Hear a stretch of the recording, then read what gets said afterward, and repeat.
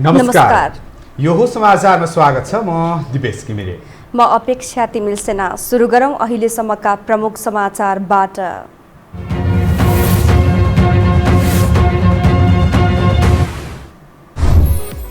राजनीतिक अवरोध थप गहिरिँदै गएपछि प्रधानमन्त्री विपक्षीसँग रुष्ट। माधव नेपाल प्रचण्ड र देउबाको मामुली कार्यकर्ता भएको आरोप। राजनीतिमा इमान्दारिता हराएको टिप्पणी। राजनीति गिजोलिएपछि प्रधानमन्त्री ओली चौतर्फी घेराबन्दीमा। संसद पुनर्स्थापना हुन्छ नै भनेर ढुक्काउने अवस्था नरहेको माओवादी अध्यक्ष प्रचण्डको भनाइ। निषेधाज्ञा खुकुलो भएसँगै कोरोना संक्रमण र मृत्यु फेरि बढ्यो। आज थप 42 जनाको मृत्यु। काठमाडौँमा भोलिदेखि जोरबिजोर गरी सार्वजनिक यातायात सञ्चालन गरिने। हतारमा उद्घाटन गरिएको धरहराको अझै 40% काम बाँकी। थप गरिएको म्याद पनि असारमा गुज्रिँदै। उद्घाटनपछि धरहराको निर्माण कार्य झनै सुस्तायो। र युरोकप फुटबलमा आज 2 खेल हुँदै। पहिलो खेलमा स्पेन र क्रोएसिया बीच प्रतिस्पर्धा हुने। आजै फ्रान्सले स्विजरल्यान्डको सामना गर्ने।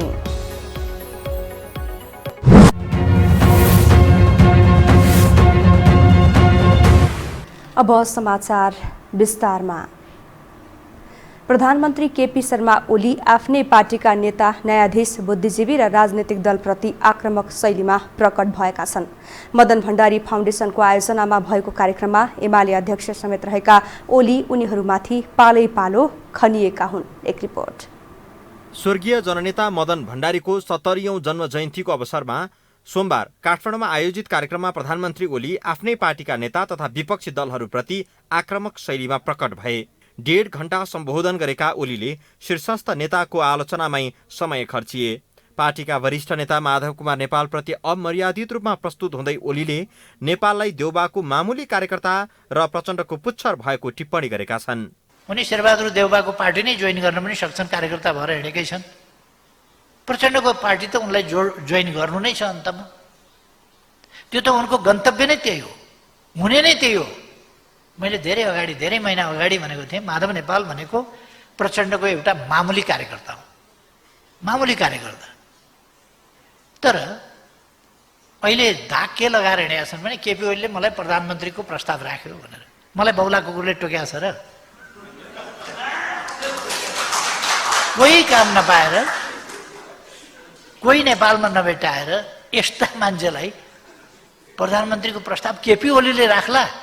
नेता नेपालले आफूले प्रधानमन्त्रीको प्रस्ताव गरेको भनी जनतामाझ झुटको राजनीति गरेको दाबी पनि गरे। कहिले अध्यक्ष त कहिले प्रधानमन्त्रीको प्रस्ताव आएको छ भनी आफै आफ्नो महत्त्व बढाएर नेता नेपालले झुटको राजनीति गरेको प्रधानमन्त्री ओलीको दाबी छ। उनले पछिल्लो समय नेपाली राजनीतिमा नेता नेपालको चर्चा नाथुराम गोडसेको रूपमा हुने गरेको टिप्पणी पनि गरे। ओलीले राजनीतिक दलका नेताहरूले आफ्ना कार्यकर्ताहरूलाई विचार बोक्न नभई स्वार्थ बोक्न लगाउने गरेको आरोप पनि लगाए। ओलीले काङ्ग्रेस प्रचण्ड पथमा हिँडेपछि प्रचण्ड पथको छाया न्यायालयमा पनि परेको दाबी गरेका छन्। सरकार ल्याउने कहाँबाट भन्दा अदालतबाट मुद्दा लडेर।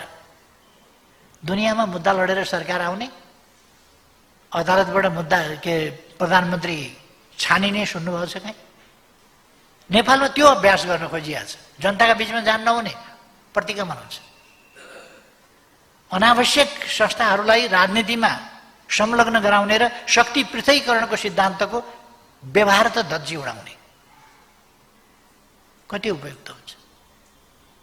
यसका लागि, यसमा दबाब दिन, अदालतलाई दबाब दिनका लागि आन्दोलन गर्ने। प्रधानमन्त्री ओलीले नेकपा माओवादी केन्द्रका अध्यक्ष प्रचण्डले सिद्धान्तको राजनीति भन्दा अवसरवादी स्वार्थको राजनीतिमा लागेको टिप्पणी गरेका छन्। ओलीले राष्ट्रिय जनमोर्चाको भूमिकामाथि पनि तीखो टिप्पणी गरेका छन्। राष्ट्रिय जनमोर्चाले राजनीति र सिद्धान्तलाई नभई स्वार्थ नीतिलाई केन्द्र भागमा राखेर काम गरेको दाबी प्रधानमन्त्री ओलीले गरेका छन्। बौद्धिक जगतलाई लक्षित गरी आवेश र उत्तेजनामा नआउन उनको आग्रह छ। बुद्धिजीवीहरूलाई देश र जनताप्रति उत्तरदायी भएर आफ्ना अभिव्यक्ति दिन पनि ओलीले सुझाव दिएका छन्। विचारलाई व्यवहारमा कार्यान्वयन गर्ने संगठित प्रयास स्वर्गीय मदन भण्डारीले गरेको भन्दै प्रधानमन्त्री ओलीले भण्डारीको राजनैतिक सोच, विचार र व्यवहार तथा समग्र योगदानको चर्चा गरे। भण्डारी यस्तो व्यक्तित्व हो जसलाई चिरकालसम्म स्मरण गराइरहनु पर्दैन। त्यो उहाँका कामहरू, उहाँका विचारहरूले फर्किकन मार्गदर्शन गरिरहनेछन् समाजलाई र गलत विचारहरूका विरुद्ध एउटा वैचारिक आन्दोलन, सशक्त आन्दोलन मदन भण्डारीका विचार हुन्। त्यसकारण गलत विचारवालाहरूले पनि मदन भण्डारीको सदैव खण्डन गरिरहनुपर्छ अथवा मदन भण्डारीलाई स्मरण गरिरहनुपर्छ। राजनैतिक दल, नेता तथा कार्यकर्ताले देश र जनताको हित हुने गरी सत्य र निष्ठाको राजनीतिक मार्ग अपनाउनु पर्नेमा ओलीको जोड छ। बढ्दो राजनीतिक ध्रुवीकरण र सत्ताको अस्थिरताले बेलगाम बनेको अवस्थामा प्रधानमन्त्री ओलीको खरो प्रकृतिको टिप्पणी आएको हो। प्रधानमन्त्री केपी शर्मा ओलीले 2 पटक प्रतिनिधि सभा विघटन गरेर देशमा अस्थिरताको खेल चलाएका छन्, जसलाई प्रचण्ड माधव सहितको विपक्षी गठबन्धनले देश नै सङ्कटतर्फ धकेलिएको भन्दै प्रतिवाद गरिरहेको छ। तर अहिले जुन अवस्था निम्तिएको छ यसको कारक प्रचण्ड माधवलाई लिन सकिन्छ। एक रिपोर्ट। झण्डै 3 वर्ष अघि अर्थात् 2075 जेठ 3 मा नेकपा एमाले र माओवादी केन्द्र बीच एकता भएर नेपाल कम्युनिस्ट पार्टी नेकपा घोषणा हुँदा पुष्पकमल दाहाल प्रचण्डलाई लागिरहेको थियो, अबको 2.5 वर्षपछि देशको प्रधानमन्त्री बन्छु। प्रधानमन्त्री समेत रहेका एमाले अध्यक्ष केपी शर्मा ओलीसँग आलो पालो सम्झौता गरेर पार्टी एकीकरण गरेका प्रचण्डले पार्टी र सरकारको नेतृत्व गर्न पाए एमाले पार्टी नै कब्जा गर्ने रणनीति बनाएका थिए। एमालेसँग एकीकरण गर्नु अघि आफ्नै पार्टीको टुटफुट र सहयोद्धाहरूको बहिर्गमनले राष्ट्रिय राजनीतिमा कमजोर र ओझेलमा पर्दै गएका प्रचण्डलाई ओलीसँग 60-40 को भागबण्डा मिलेपछि नै शक्तिमा आउने हुटहुटी बढेको थियो। तर उनको सपना त्यति बेला चकनाचुर बन्यो जति बेला 5 वर्ष नै केपी ओलीले सरकारको नेतृत्व गर्ने गरी सम्झौता गरे। तत्कालीन अवस्थामा ओलीको शिथिल बन्दै गएको स्वास्थ्य अवस्था र त्यसको परिणामको आश गरिरहेका प्रचण्डलाई बिस्तारै ओलीको सक्रियताले प्रधानमन्त्री बन्न पाइँदैन भन्ने लागेपछि पार्टीभित्रै विद्रोह गर्न थाले। एमालेकै माधव पक्षलाई आफ्नो कित्तामा सामेल गराउन सफल भएका प्रचण्डको चरम सत्ता मोहकै कारण ओलीसँग टकराव चुलिएपछि पहिलो प्रतिनिधि सभा विघटन र नेकपा खारेजसम्मका दृश्यहरू देखिए। अहिले दोस्रो पटक प्रतिनिधि सभा विघटन भएर देश यो अवस्थामा आइपुगेको छ, जसले पनि देखाउँछ देशमा सङ्कट निम्तिनुका पछाडि ओलीको भूमिका जति छ प्रचण्ड माधवको पनि उति नै छ। आफै जे सम्झौता गरेर त सम्झौता चल्नु नि, आफै 5 वर्ष भन्ने आफै कार्यकारी पाइन भने कार्यकारी पाएपछि त कार्यकारीले त देशैभरिको पार्टी एकीकरणको प्रक्रियालाई टुङ्गाएर जानुपर्नेमा यी सिंहदर खेल्ने, बालोटार धाउने, मिडियामा जाने, प्रोपागन्डा गर्ने कामहरू चाहिँ उहाँहरूले गर्नुभएको। त्यसो हुनाले यो अहिलेको जुन स्थितिको सिर्जना गर्नेमा चाहिँ म कमरेड प्रचण्ड, कमरेड माधव नेपाल लगायतका उहाँसँग सम्बद्ध मान्छेहरूको दोष देख्छु म चाहिँ। ओली जस्तै चरम सत्ता भोगको अभिलाषाले प्रचण्डलाई आकुल व्याकुल बनाउन थालेपछि उनी विद्रोहमै जानुपर्छ भन्ने पक्षमा उभिएका थिए। उनको पक्षमा सशक्त बनेर माधव नेपाल उभिएका छन्। कुनै दिन प्रचण्डबाट 20 वृक्षको उपाधि पाएका माधव नेपाल अहिले विश्वास पात्र बनेका छन्। शनिबार त ओलीसँग कुनै पनि हालतमा नमिल्ने र अझै विद्रोही भएर बस्ने घोषणा नेपालले गरेका छन्, जबकि 15 वर्ष एमालेको नेतृत्व उनैले गरेका थिए। नेपाल पार्टीको महासचिव भएर नेतृत्व गर्दा 2052 मा शेरबहादुर देउबासँग मिलेर महाकाली नदी भारतलाई जिम्मा लगाउन भूमिका खेलेका थिए। 2063 तिर गिरिजा प्रसाद कोइरालासँग मिलेर 30 लाख अङ्गकृत नागरिकलाई नागरिकता दिन अहम योगदान दिएका नेपालले 2054 मा आएर त पार्टी नै विभाजन गर्न सफल भए। बरु ओली 2072 मा नाकाबन्दी विरुद्ध लडे भने राष्ट्रिय सहमतिका साथ चुच्चे नक्सा जारी गर्न सफल बने। नवौं महाधिवेशनबाट ओलीसँग पराजित भएपछि नेता नेपाल पदविहीन बनेका छन्।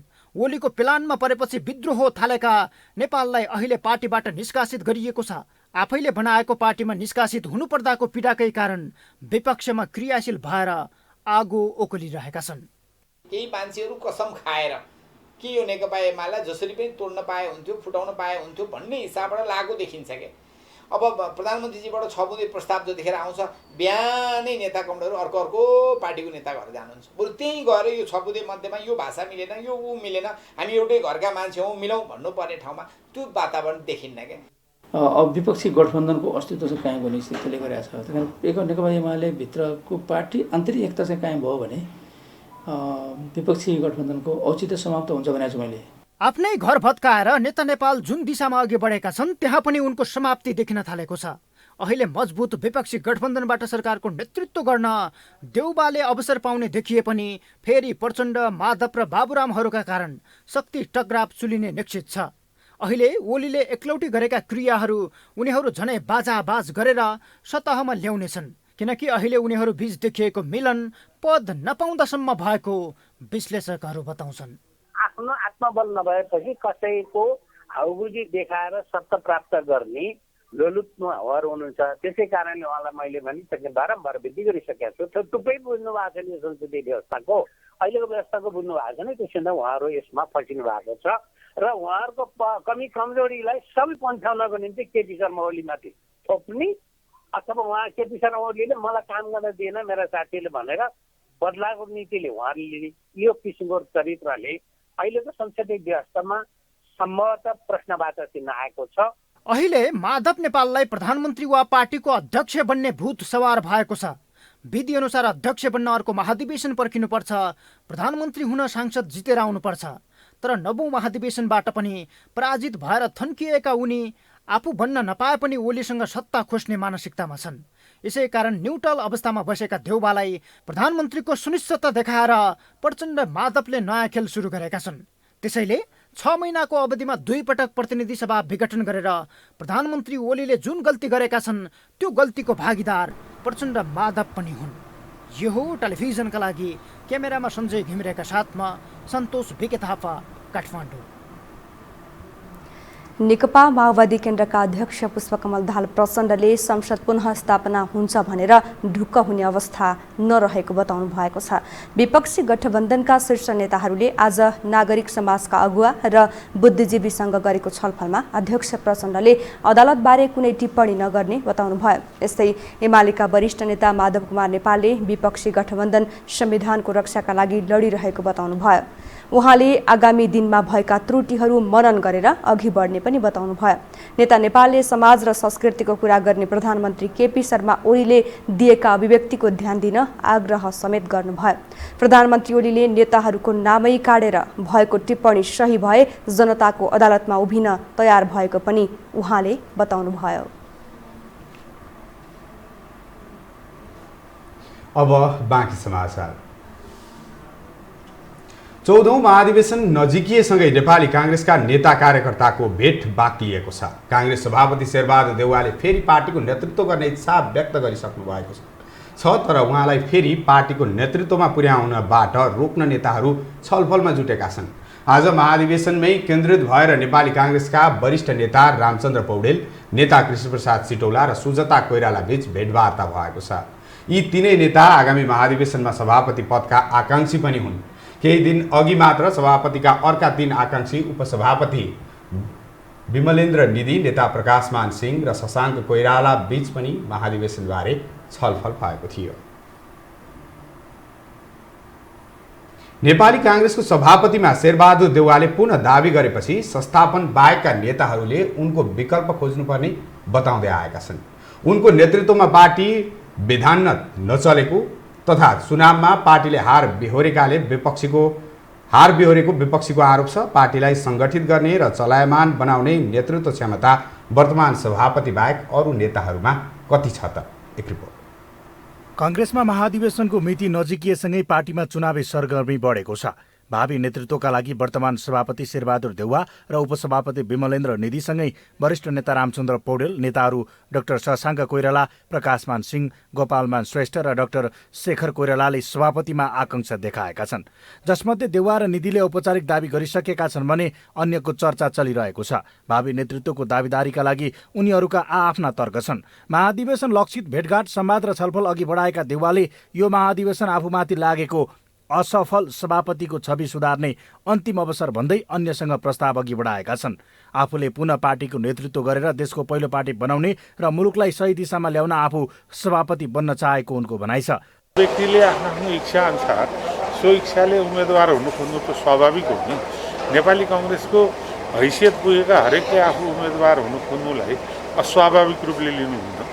त्यसलाई सम्मान र स्वागतै गर्नुपर्छ।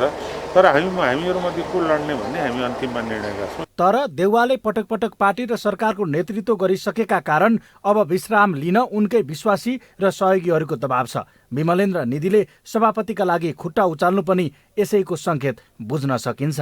तर देउवाको विकल्प खोज्न भने अरू नेताहरूलाई सकस परेको छ। एउटै गुटबाट धेरै आकांक्षी देखिएपछि उनीहरू यति बेला नेता व्यवस्थापनमै व्यस्त देखिएका छन्। यो बीचमा विमलेन्द्र निधिले सभापतिका अर्का आकांक्षी डाक्टर शशाङ्क कोइराला र प्रकाशमान सिंहसँग निवासमै भेटवार्ता गरेपछि आगामी महाधिवेशनका लागि फरक किसिमको समीकरण बन्दै जान लागेको बुझ्न सकिन्छ। यद्यपि महाधिवेशनको अन्तिम घडीसम्ममा सभापतिको उम्मेद्वारमा 3 देखि 4 जना मात्र टिकिरहने धेरैको विश्लेषण छ। यदि त्यसो भए सभापति बन्न 51% भोट ल्याउनु पर्ने कङ्ग्रेसको विधानको प्रावधान पूरा गर्न निधिले देउवालाई सहयोग गर्ने सम्भावना रहेको विश्लेषकहरू बताउँछन्। यो कोणबाट विश्लेषण गर्दा अहिलेसम्म सभापतिमा देउवाको नै सबैभन्दा बढी सम्भावना देखिएको छ। शेरबहादुरको विकल्प आफू बन्नको लागि सबै गम्भीर छन्, सबै महत्त्वाकांक्षी छन्। तर शेरबहादुरको विकल्प चाहिँ काङ्ग्रेसको भविष्य हो, काङ्ग्रेसको नेता हुने कुरा हो होइन। तर आफू यही बन्छु भन्नु चाहिँ के छ भने त्यो काङ्ग्रेसको विकल्प होइन, त्यो नेपालको डेमोक्रेटिक मुभमेन्टको विकल्प होइन। शेरबहादुर एउटा सबैभन्दा गम्भीर क्यान्डिडेट हो सभापतिमा फेरि जित्ने। म तपाईँहरूको टेलिभिजन मार्फतबाट भनिदिन्छु, आज जुन शेरबहादुर विरोधी जुन चाहिँ एउटा उपगुटहरू छन् तिनीहरूको कारणले गर्दा शेरबहादुरजी सबैभन्दा जितको नजिक हुनुहुन्छ। एक त देउवा बाहेकका नेताहरू उनको विकल्पभन्दा आफू नेतृत्वमा जाने दाउमा देखिन्छन्। त्यस्तै 12औं महाधिवेशनमा आफूसँग महामन्त्रीमा हारेका निधिलाई सिंहले सहयोग गर्लान् त प्रश्न यो पनि छ। त्यसैले निधिको उम्मेदवारीलाई माहौल तताउने कायदाका रूपमा मात्र हेरिएको छ। अर्कातर्फ देउवा नेतृत्वमा रहँदा महत्त्वपूर्ण पदमा रहेका तथा अहिले सभापतिको आकांक्षीले पार्टीको असफलतामा देउवा मात्रै दोषी रहेको जसरी आफू चोखिने प्रयासलाई कङ्ग्रेस कार्यकर्ताले आँखा चिम्लिएर विश्वास गर्लान् त यी र यस्ता थुप्रै कारणले संस्थापन इतरका गुटहरू देउवालाई टक्कर दिने गरी अघि आउने सम्भावना कमजोर देखिएको छ। यो हो टेलिभिजनका लागि कुलचन्द्र विष्ट, काठमाडौँ। प्रतिनिधि सभा विघटन सम्बन्धी मुद्दामा सरकारी पक्षले दलीय व्यवस्थामा प्रतिनिधि सभा सदस्यलाई दलको अनुशासन उल्लङ्घन गर्ने अधिकार नभएको जिकिर गरेको छ। आज सर्वोच्च अदालतको संवैधानिक इजलासमा सरकार पक्षबाट बहस गर्दै महान्यायाधिवक्ता रमेश बडालले दलीय व्यवस्थामा अर्को दललाई समर्थन गर्न नमिल्ने जिकिर गर्नुभएको हो। महान्यायाधिवक्ता बडालले दलभित्र अल्पमतमा रहेको पक्षले आफूले भने जस्तो भएन भनेर जथाभावी गर्न नपाउने बताउनु भयो। संविधानको धारा 76(5) अनुसारको प्रधानमन्त्री चयन प्रक्रियामा पनि सांसदहरूलाई दलको व्हिप लाग्ने महान्यायाधिवक्ता बडालले बताउनु भएको छ। संसद विघटन मुद्दामा रिट निवेदक पक्षका कानुन व्यवसायीले धारा 76(5) अनुसारको प्रधानमन्त्री चयन प्रक्रियामा सांसदहरूलाई व्हिप नलाग्ने भनी बहस गरेका थिए। तर महान्यायाधिवक्ता बडालले त्यसको प्रतिवाद गर्नुभएको हो। प्रतिनिधि सभा विघटन सम्बन्धी मुद्दामा आजदेखि सरकारको प्रतिरक्षामा बहस सुरु भएको हो। आज महान्यायाधिवक्ता रमेश बडालले 3 घण्टा 20 मिनट बहस गर्नुभएको थियो। मङ्गलबार नायब महान्यायाधिवक्ता पदमप्रसाद पाण्डेले बहस गर्नुहुनेछ। अध्यागमन विभागले प्रणाली सिर्जित क्यूआर कोड सहितको भिसा प्रचलनमा ल्याएको छ। आज विभागले प्रणाली सिर्जित क्यूआर कोड सहित छपाई गरिएको भिसाको शुभारम्भ गरेको हो। शुभारम्भ कार्यक्रममा गृहमन्त्री विष्णुप्रसाद पौडेलले नेपालको अध्यागमन प्रशासनलाई अन्तर्राष्ट्रिय स्तरको बनाउनु पर्ने बताउनु भयो। उहाँले विदेशीको पहिलो आँखा अध्यागमनमै पर्ने उल्लेख गर्दै अध्यागमनको सुधार गर्नुपर्नेमा जोड दिनुभयो। नेपालमै विदेशीहरूले चिन्ने पहिलो आँखा, पहिलो चाहिँ दृश्य अध्यागमन हो, एयरपोर्ट हो, खास गरी त्यस हिसाबले हेरिन्छ। त्यसै हुनाले हामीले यो भिसा प्रणालीमा एक प्रकार सुधार गरेका छौँ र अरू थप सुधार गर्दै जान्छौँ। सँगसँगै हाम्रो अध्यागमन प्रशासनलाई साँच्चै नै यो चाहिँ भिसा प्रणालीको मात्रै विषय होइन, समग्र अध्यागमन प्रशासनलाई समग्रतामा अन्तर्राष्ट्रिय स्तरको बनाउनु पर्ने आवश्यकता छ। त्यस निम्ति पनि हामीले गर्नुपर्ने कामहरूका बारेमा सबैहरू लगिजाउँ, योजना निर्माण गरिजाउँ भनेर म सबैसँग त्यस्तै अध्यागमन विभागका महानिर्देशक नारायण प्रसाद भट्टराईले क्यूआर कोड सहितको नेपाली कोडबाट सिधै छपाई हुने भिसा प्रणालीको सुरुवात गरिएको बताउनु भयो। यसबाट विदेशी नागरिकहरूले विश्वको जुनसुकै ठाउँबाट पनि भिसाका लागि आवेदन दिन सक्ने उहाँको भनाइ थियो। त्यसलाई हामीले इन्टरनेसनल पेमेन्ट गेटवे सञ्चालन गर्ने भनेर भन्दछौँ। त्यो पेमेन्ट गेटवे सञ्चालन हुने बित्तिकै हामी विद्युतीय भिसा जारी गर्न सक्छौँ र विद्युतीय भिसाको माध्यमबाट विदेशमा रहेका विदेशी नागरिकले आफू बसेको ठाउँबाटै विश्वको जुनसुकै कुनाबाटै पनि नेपाली पोर्ट लगइन गरेर नेपालको भिसाका लागि एप्लाई गर्न सक्छ। आफ्नो क्रेडिट कार्ड स्वाप गरेर पैसा तिर्न सक्छ र त्यसरी तिरिएको पैसा नेपालको महालेखा नियन्त्रकको कार्यालयले तोकेको खातामा जम्मा हुन्छ। अध्यागमन विभागको यो सेवाबाट पर्यटकहरूले नेपालमा सहज रूपमा भिसा प्राप्त गर्न सक्ने र पर्यटन क्षेत्रको समेत विकास हुने अपेक्षा गरिएको छ। हामीसँग समाचार बाँकी नै छन्, अहिलेलाई विश्राम।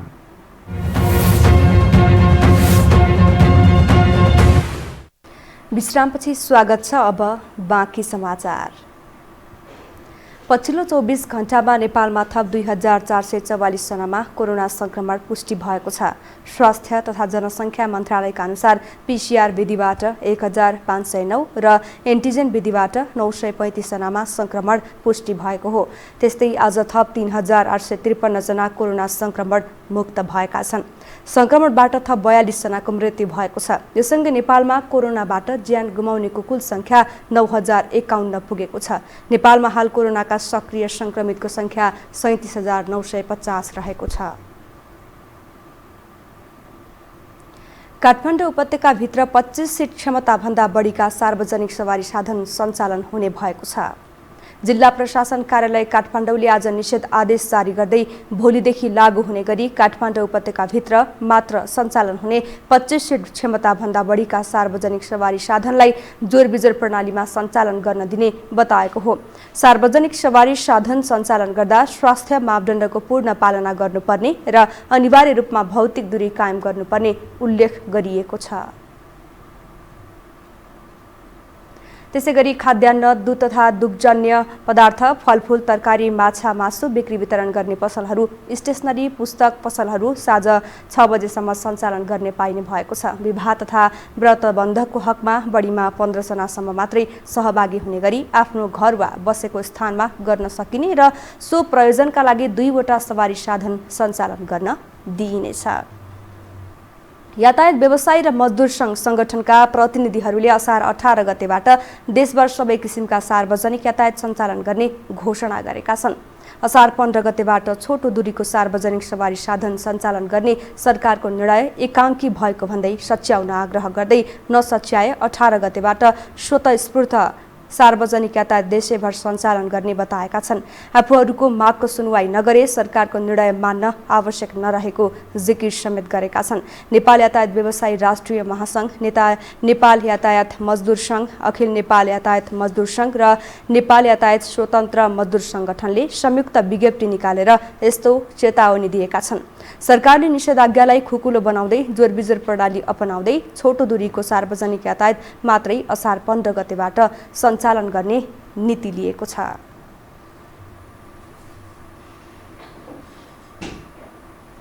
अब बाँकी समाचार।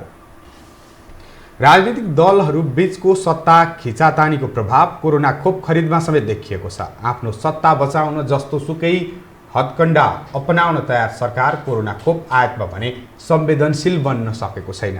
फलत महामारीकै बीचमा 3 जना मन्त्री फेरिएको स्वास्थ्य मन्त्रालय नेता व्यवस्थापनको केन्द्रभन्दा माथि उठ्न सकेको छैन। एक रिपोर्ट। प्रधानमन्त्री केपी शर्मा ओली बारम्बार सरकारको स्थायित्वको विषय उठाउँदै आएका छन्। उनको यही अडानले तत्कालीन नेकपा र हाल नेकपा एमाले छिन्न भिन्न भएको छ। यो बीचमा प्रधानमन्त्री बाहेक धेरै मन्त्रीहरू फेरिएका छन्, जसको मारबाट स्वास्थ्य तथा जनसङ्ख्या मन्त्रालय समेत अछुतो रहेन। कोरोना नियन्त्रणमा सबैभन्दा बढी जिम्मेवार स्वास्थ्य मन्त्रालयले महामारीकै अवधिमा 4 जना मन्त्री भोगिसकेको छ।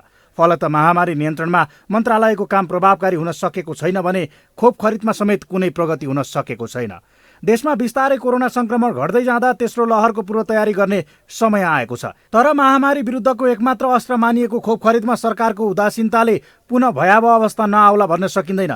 माधव नेपाल किता छाडेर ओली कितामा आएको पुरस्कार स्वरूप यो मन्त्रालय शेरबहादुर तामाङको पोल्टामा परेको थियो। उनले पदभार ग्रहण गरेकै दिन चाँडै खोप आयात गरिने र आम नागरिकले खोप लगाउन पाउने बताएका थिए। तर सर्वोच्च अदालतको फैसलाले तामाङ म्यादी मन्त्रीमा परिणत भएपछि त्यसको नेतृत्व अहिले कृष्णगोपाल श्रेष्ठले गरिरहेका छन्। उनले पनि आगामी चुनाव अघि सबैले खोप प्राप्त गरिसक्ने दोहोर्याएका छन्।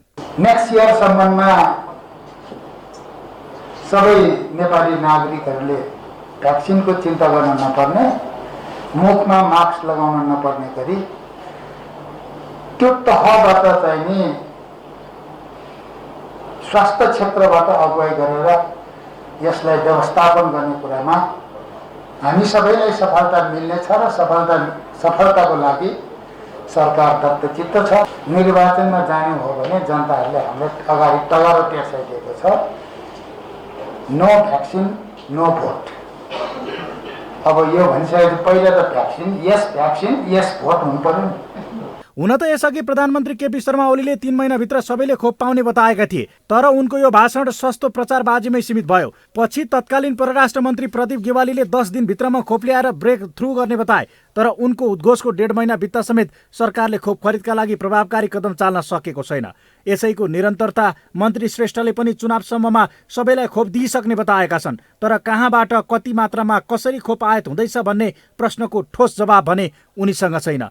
यसबाट उनको यो दाबी पनि पूरा हुन सक्नेमा शङ्का नै छ। जबकि विज्ञहरू भने अबको महामारी विरुद्ध लड्न खोप बाहेक अन्य विकल्प नभएको बताउँछन्। संसारभर नयाँ नयाँ भेरिएन्ट देखिरहेकोले तेस्रो लहरको खतरा बढेको र त्यस विरुद्ध लड्न खोप नै अचुक उपाय भएको विज्ञहरूको भनाइ छ। यसर्थ खोप खरिद सरकारको पहिलो प्राथमिकता रहनुपर्ने उनीहरू बताउँछन्। जो कोहीले पनि भ्याक्सिन लाउने अवसर पाएन भने उहाँहरू सबैजना जोखिममा पर्छ। त्यसले गर्दाखेरि मैले भन्नुपर्दाखेरि जो कोही पनि भ्याक्सिन नलाएकाहरू जोखिममा पर्छन् र अब एउटा एजम्सन होला, त्यतिन्जेलसम्म सबैले पाउँछ कि भन्ने होला। खोप कुनै पनि हालतमा कतैबाट ल्याउनु पर्ने थियो।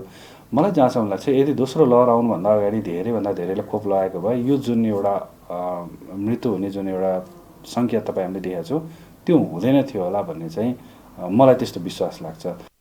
विश्वका धेरै देशले यति बेला आफूलाई चाहिने खोपको आवश्यक मात्राको जोहो गरिसकेका छन्। छिमेकी राष्ट्र भारत र चीनमा समेत खोप अभियान बृहत रूपमा सञ्चालन भइरहेको छ, तर नेपालमा भने यसतर्फ सरकारले संवेदनशील भएर काम गर्न सकेको छैन। अर्थात् हिजोका दिनमा कोरोना बेसार पानीले भाग्छ भनेर सल्लाह दिने ओली नेतृत्वको सरकारले तेस्रो लहरको पूर्व तयारीमा समेत हेलचेक्र्याइँ गरिरहेको छ। हाम्रो टिम नेपालले सञ्चालन गर्दै आएको खाना बनाउने स्थललाई काठमाडौँ महानगरपालिकाले हटाइदिएको छ। हाम्रो टिम नेपालले अनामनगर स्थित रहेको सार्वजनिक जग्गामा निषेधाज्ञाको समयमा भोकै परेका मजदुरहरूलाई खाना खुवाउने गरेको थियो। सो जग्गाबाट आज महानगरपालिकाले हाम्रो टिम नेपाललाई हटाएको हो।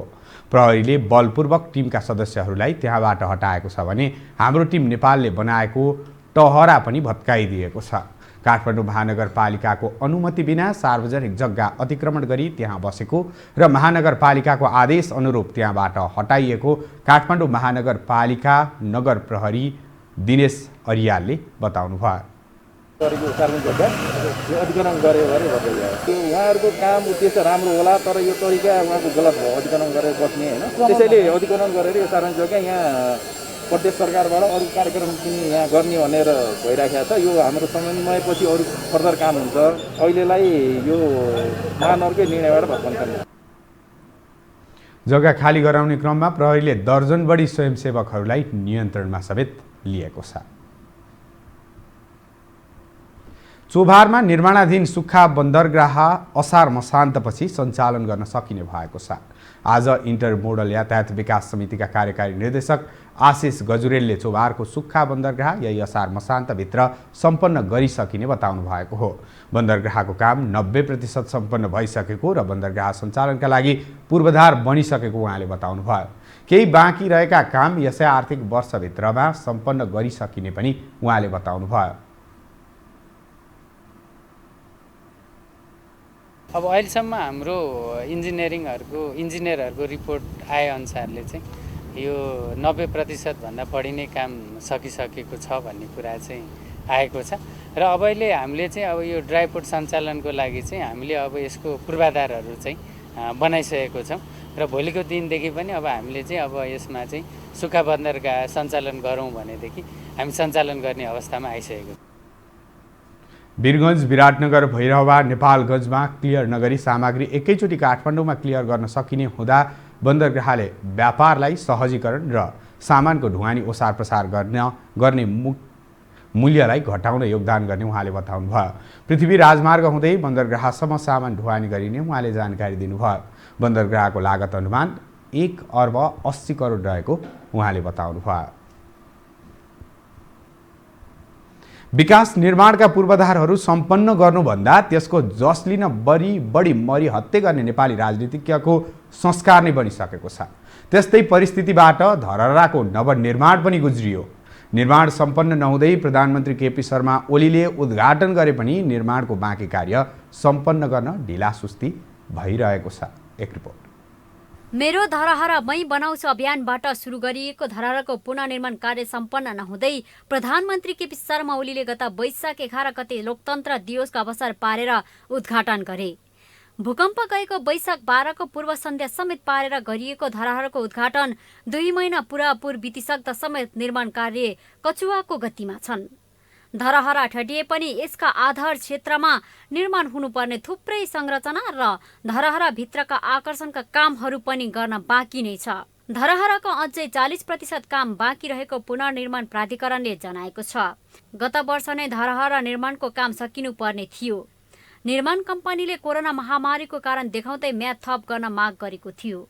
पुरानो सम्झौता बमोजिम निर्माण कम्पनीले समयमै काम नसक्दा म्याद थपिए पनि काम सम्पन्न हुन सकेको छैन। पछिल्लो समय थप भएको म्याद यही असारमा सकिँदैछ। तर निषेधाज्ञाका कारण मारमा परेका निर्माण व्यवसायीलाई सरकारले फेरि पनि थप 5 महिना म्याद थपिसकेको छ। अझै कति समय थप गर्नुपर्ने हो र कहिले धरहरा निर्माण कार्य सम्पन्न हुन्छ टुङ्गो छैन। यो कसरी भन्ने कुरा धेरै जटिल हुँदै गयो। अहिले हामीले भनौँ राष्ट्रिय पुनर्निर्माण प्राधिकरणले मङ्सिर मसान्तसम्म निर्माण व्यवसायीलाई सम्पन्न गर्ने समय थप गरिदिएछ। त्यो झन्डै 1 वर्ष जति थप भइसक्यो। भनेको मतलब 2 वर्षको प्रोजेक्ट हो, 1 वर्ष थप भइसक्यो। मङ्सिर मसान्त यसको अन्तिम हो। तर अस्तिको लकडाउन पछि नेपाल सरकारले फेरि अर्को 6 महिना थप गरिदिने भन्ने निर्णय गरेको छ। जसले गर्दा मङ्सिर पछि फेरि अर्को 6 महिना मङ्सिर भएपछि जेठतिर सम्पन्न हुन्छ होला। तर अहिले त्यो हामीसँग यहाँ पत्र आएको छैन। तर नेपाल सरकारको निर्णयहरू हेर्दा यसमा छलफलहरू हेर्दा चाहिँ अर्को 6 महिना फेरि थप गर्ने अवस्था चाहिँ छ। अब निर्माण व्यवसायको अहिले काम हेर्दा झन्डै 40% को हाराहारीमा 40% को हाराहारीमा काम गर्न बाँकी कामहरू छन्। गत वैशाख 11 गते प्रधानमन्त्री ओलीले धरहराको उद्घाटन गर्दै केही महिनाभित्र धरहराको काम सम्पन्न हुने र सर्वसाधारणका लागि खुल्ला गरिने बताएका थिए। तर त्यस समयको अस्थिर राजनीति र सरकार ढलिहाले धरहरा निर्माणको जस लिन नपाइने भएकाले ओलीले हतारमा उद्घाटनको रहर गरेको भन्दै कतिपयले आलोचना गरे। अहिले पनि सर्वसाधारण धरहरा निर्माण कार्यले गति नलिएकोमा चिन्ता व्यक्त गर्छन्। उद्घाटन त धेरै हतार उहाँको पद जान्छ, मैले उद्घाटन गर्न पाउँदिनँ होला भनेर धेरै चाँडै उद्घाटन गर्नुभयो। त्यसको लागि चाहिँ अलि चित्त बुझिएको छैन। सम्पूर्ण काम सिद्ध्याएर धरहराको निर्माण कार्य सम्पाएर उद्घाटन गरेर सम्पूर्ण जनतालाई देख्न पाउने हिसाबले गर्नुभयो धेरै राम्रो हुने थियो। अब यो ऐतिहासिक कुरो हो, यो धेरै राम्रो छ। यो पुरानो यो अब आउने पिँढीहरूलाई पनि नौतले धरहरा भनिन्थ्यो। पुरानो देख्न नपाए पनि नयाँ संरचनामा नयाँ देख्न पाउनु भएको छ। त्यो धेरै राम्रो कुरो छ। यो पुराना कुराहरू सबै जोगार्न गर्नुपर्छ हामीले। उद्घाटन अलि हतार भएको अब ठिकै छ। अब त्यो अलिकति परिस्थिति त्यो बेला त्यस्तै थियो होइन। लकडाउन हुने कुराहरू पनि थियो, यताउति थियो। अब राजनीतिक अस्थिरता यताउति हेर्दाखेरि अलिकति हतार भएको हो। अब त्यही पनि कामहरू फेरि भइरहेछ होइन। त्यसले गर्दाखेरि अब ठिकै छ। जो एकदम के भने गौरव गर्न लायक छ। विक्रम सम्वत 1882 मा भीमसेन थापाको पालामा निर्माण भएको धरहरा 1990 सालको भूकम्पका बेला पनि क्षति पुगेको थियो। 5 वर्ष अघिको भूकम्पमा पूर्ण रूपमा क्षति भएपछि धरहरा निर्माणको काम अन्यलमा परे पनि 2 वर्षदेखि नयाँ धरहरा निर्माणको काम भइरहेको हो। धरहरा काठमाडौँको सुन्दरता हो। धरहरा ठडिएसँगै काठमाडौँले गुमाएको सुन्दरता पुनः पाएको छ। तर यसको पुनर्निर्माणमा भएको ढिलाइलाई तीव्रता दिन आवश्यक देखिन्छ। गत वैशाख 11 गते प्रधानमन्त्रीले धरहराको उद्घाटन गरे तापनि सर्वसाधारणको लागि भने अझै 1 वर्ष लाग्ने भएको छ। यो हो टेलिभिजनका लागि क्यामेरामा सञ्जय घिमिरेका साथमा लीलामा ठटाल, काठमाडौँ। अब पालो आर्थिक समाचारको।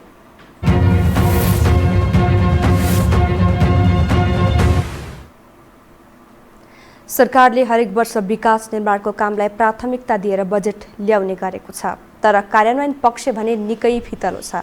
सरकारी नियम कानुन र प्रक्रियाको कारण जति अघिबाट सुरसार गरे पनि हरेक वर्षको असारमा मात्र काम गर्ने परिपाटीको अन्त्य अझै हुन सकेको छैन। एक रिपोर्ट।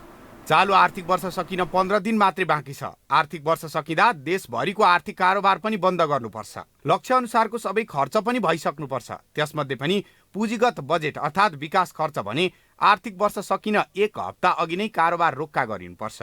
चालु आर्थिक वर्षमा पनि पुरानै इतिहास दोहोरिएको छ। विकास बजेट खर्च गर्ने समय 2 हप्ता मात्रै बाँकी रहँदा पुँजीगत खर्च भने 45% मात्रै भएको छ। लक्ष्य भेट्टाउन अब 2 हप्तामा 55% भन्दा धेरै खर्च गर्नुपर्छ। तर वर्षभरि 45% मात्रै खर्च गर्ने सरकारले 10 दिनमा 55% खर्च गर्न कल्पना बाहिरको कुरा हुन जान्छ। बजेटमा देशको मूल समस्या समाधान गर्न केन्द्रित हुनुपर्नेमा सरकारमा सहभागी मन्त्रीमुखी बजेटले प्राथमिकता पाएका कारण खर्च हुन नसकेको तर्क हुन थालेको छ। सरकारी नियम कानुन र प्रक्रियाका कारण जति अघिबाट सुरसार गरे पनि हरेक वर्षको असारमा मात्रै काम गर्ने परिपाटीको अन्त्य अझै हुन नसक्नु विडम्बना भएको पूर्व मन्त्री उदय शमशेर राणा बताउँछन्। म सरकारमा आएँ, अरू योभन्दा पहिलाको सरकारले जे गर्यो त्यो सबै योजना काट्छु, नयाँ योजना ल्याउँछु भनेर पनि एउटा हो। तर मुख्य कुरा के हो भने हाम्रो जतिपय योजनाहरू लागू हुन्छ त्यसमा आवश्यक स्टडीहरू नै भएको हुँदैन। बजेट पनि हचुवातालमा छुट्याइदिन्छन्। हाम्रा इन्जिनियरहरू गएर पनि एउटा पर्खाल नाप्दाखेरि 10 लाखको पर्खाललाई 7 लाख निकाल्या हुन्छन्। यस्ता अलिकति अनप्रोफेसनल म्यानेजमेन्ट पनि गर्न नसकेको कारण पनि यो भएको हो। महालेखा नियन्त्रण कार्यालयको तथ्याङ्क अनुसार चालु आर्थिक वर्षमा पनि विनियोजित कुल पुँजीगत खर्च 3 खर्ब 52 अर्ब 91 करोड 75 लाख हो। त्यसमध्ये 12 महिना पुग्नै लाग्दा 44.88% अर्थात् 1 खर्ब 58 अर्ब 37 करोड 61 लाख मात्रै खर्च भएको छ। अझै विकास खर्च आधा भन्दा बढी हुन बाँकी छ। पुँजीगत खर्चमा देखिएको निराशाजनक अवस्था यस वर्ष मात्रै होइन, विगतमा पनि 55-60% को हाराहारीमा मात्रै खर्च भएको देखिन्छ। विगत 5 वर्षको बजेटलाई हेर्ने हो भने पनि सरकारले पुँजीगत खर्च 55% भन्दा बढी खर्चेको देखिँदैन। आर्थिक कार्यविधि तथा वित्तीय उत्तरदायित्व नियावली 2077 को नियम 30 अनुसार विकास बजेट असार 25 गते भित्र खर्च गरिसक्नुपर्नेछ। विकास बजेट किन अधिकतम खर्च हुन सक्दैन भन्ने विषयमा लामै बहस र छलफल पनि भइसकेको छ। समस्या पहिचान गरेर पनि त्यसको समाधान खोज्न भने कुनै नेतृत्वले प्राथमिकता दिएको देखिँदैन। जेठमा बजेट ल्याए पनि कार्यान्वयन गर्नका लागि 5 महिनापछि अर्थात् मङ्सिरबाट मात्रै बल्ल सुरसार हुने गर्छ। विकास बजेट लक्ष्य अनुसार खर्च हुन नसक्नुको कारण कर्मचारी तन्त्रमा देखिएको ढिलासुस्ती, सार्वजनिक खरिद प्रक्रियाको उल्झन पनि हो। यसलाई नीतिगत रूपमा सुधार गरेर अघि बढ्न सरकारका सबै संयन्त्रले जाँगर देखाउन जरुरी छ। यो समाचारका लागि क्यामेरामा सञ्जय घिमिरेका साथ दिपेश घिमिरे, काठमाडौँ। योगदानमा आधारित सामाजिक सुरक्षा योजनामा हालसम्म 2,51,292 योगदानकर्ता सूचीकृत भएका छन्। आज सामाजिक सुरक्षा कोषले योगदानमा आधारित सामाजिक सुरक्षा योजनामा हालसम्म 2,51,292 योगदानकर्ता सूचीकृत भएको बताएको हो।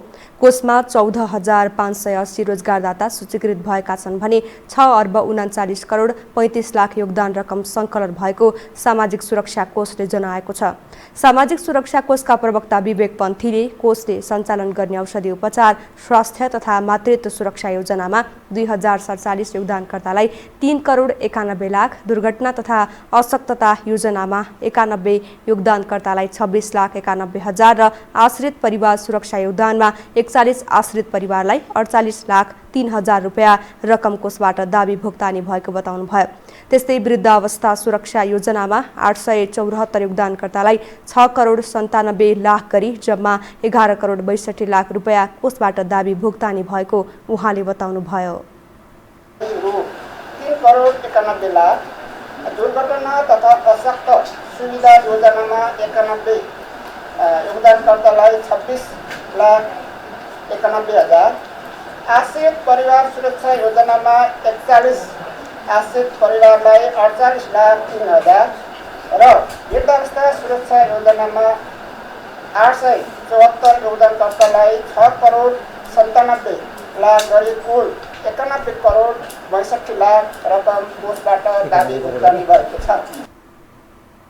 कोषले 2077 माघ 29 गते सामाजिक सुरक्षा योजना सञ्चालन कार्यविधिको दोस्रो संशोधन भएपछि मात्रै कोषमा 1,328 रोजगारदाता, 64,956 योगदानकर्ता र 2,21,12,00,000 रुपियाँभन्दा बढी रकम सङ्कलन भएको जनाएको छ। योगदानमा आधारित सामाजिक सुरक्षा योजनामा 2076 साल साउन 1 गतेदेखि रकम सङ्कलन हुन थालेको हो। सामाजिक सुरक्षा कोषले योगदानमा आधारित सामाजिक सुरक्षा योजनामा आबद्ध हुन सबैलाई आह्वान पनि गरेको छ। नेपाल स्टक एक्सचेन्ज नेप्सेमा साताको दोस्रो दिन आज सामान्य अङ्कको सुधार देखिएको छ।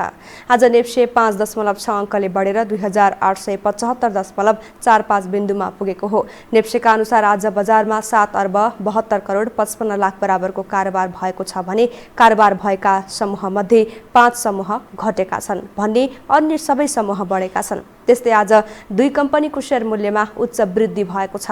सेयर मूल्य बढ्ने कम्पनीमा सिभिल लघुवित्त वित्तीय संस्था र सबैको लघुवित्त वित्तीय संस्था रहेका छन्। त्यसैगरी आज वेस्ट फाइनान्स कम्पनीका लगानीकर्ताले सर्वाधिक गुमाएका छन्। यस कम्पनीको सेयर मूल्य करिब 6% घटेको छ। कारोबारको आधारमा आज सबैभन्दा बढी अप्पर तामाकोसीको कारोबार भएको छ।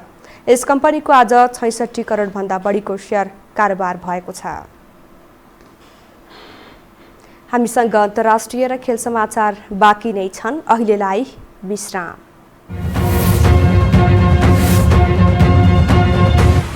विश्रामपछि स्वागत छ। अब पालो अन्तर्राष्ट्रिय समाचारको।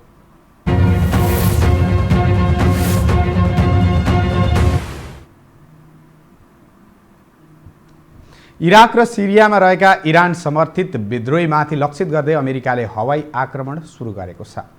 अमेरिकी फौजमाथि विद्रोहीले गरेको ड्रोन हमलाको जवाबस्वरूप आक्रमण गरेको अमेरिकी रक्षा मन्त्रालयले जनाएको छ। अमेरिकी फौजमाथि विद्रोहीको ड्रोन हमलाको प्रत्युत्तरमा विद्रोहीद्वारा सञ्चालित केन्द्रहरूमा हमला गरिएको विज्ञप्तिमा उल्लेख गरिएको छ। राष्ट्रपतिमा निर्वाचित भएपछि जो बाइडेनले इरान समर्थित विद्रोहीमाथि आक्रमण गर्न स्वीकृति दिएको यो दोस्रो पटक हो। इरानमा रहेका अमेरिकी सेनामाथि गत महिना केही ड्रोन आक्रमण भएका थिए। यद्यपि इरानले भने ती आक्रमणमा आफ्नो संलग्नता नरहेको दाबी गरिरहेको छ। अमेरिकाले हमलामा के कति मानवीय क्षति भयो भन्ने बताएको छैन। तर सिरियामा अमेरिकी युद्धक विमानको एउटा आक्रमणमा 5 विद्रोही मारिएको र अन्य केही घाइते भएको अन्तर्राष्ट्रिय सञ्चार माध्यमहरूले जनाएका छन्।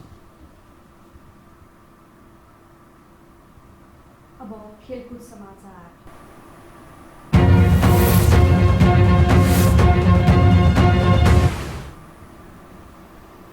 सोह्रौं संस्करणको युरोकप फुटबलमा आज 2 खेल हुँदैछन्। आजको पहिलो खेलमा स्पेन र क्रोएसिया बीच प्रतिस्पर्धा हुनेछ। दोस्रो खेलमा फ्रान्सले स्विजरल्यान्डको सामना गर्नेछ। स्पेन र क्रोएसिया बीचको खेल राति 9:45 बजे सुरु हुनेछ। दुवै टिम जित निकाल्दै क्वार्टर फाइनलमा पुग्ने योजनामा हुनेछन्। स्पेनले समूह ईबाट उपविजेता बन्दै नकआउट चरणमा स्थान बनाएको हो। स्पेनले 3 खेलमा 5 अङ्क जोडेको थियो। यस्तै आजै फ्रान्स र स्विजरल्यान्ड बीचको खेल राति 12:45 बजे सुरु हुनेछ। आज दुवै टिम जित निकाल्दै क्वार्टर फाइनलमा पुग्न चाहन्छन्। साबिक उपविजेता समेत रहेको फ्रान्स समूह एफ को विजेता बन्दै नकआउट चरणमा पुगेको हो। खेल समाचार सँगै हामी यो समाचारको अन्त्यमा आइपुगेका छौं। बिदा हुनु अघि प्रमुख समाचार पुनः एकपटक।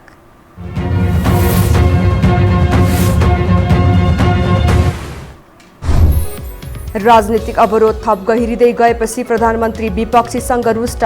माधव नेपाल, प्रचण्ड र देउबाको मामुली कार्यकर्ता भएको आरोप। राजनीतिमा इमान्दारिता हराएको टिप्पणी। राजनीति गिजोलिएपछि प्रधानमन्त्री ओली चौतर्फी घेराबन्दीमा संसद पुनःस्थापना हुन्छ नै भनेर ढुक्क हुने अवस्था नरहेको माओवादी अध्यक्ष प्रचण्डको भनाइ। निषेधाज्ञा खुकुलो भएसँगै कोरोना संक्रमण र मृत्यु फेरि बढ्यो। आज थप 42 जनाको मृत्यु। काठमाडौँमा भोलिदेखि जोरबिजोर गरी सार्वजनिक यातायात सञ्चालन गरिने। हतारमा उद्घाटन गरिएको धरहराको अझै 40% काम बाँकी, थप गरिएको म्याद पनि असारमा गुज्रिँदै। उद्घाटनपछि धरहराको निर्माण कार्य झनै सुस्तार। र युरोकप फुटबलमा आज 2 खेल हुँदै पहिलो खेलमा स्पेन र क्रोएसिया बीच प्रतिस्पर्धा हुने। आजै फ्रान्सले स्विजरल्यान्डको सामना गर्ने।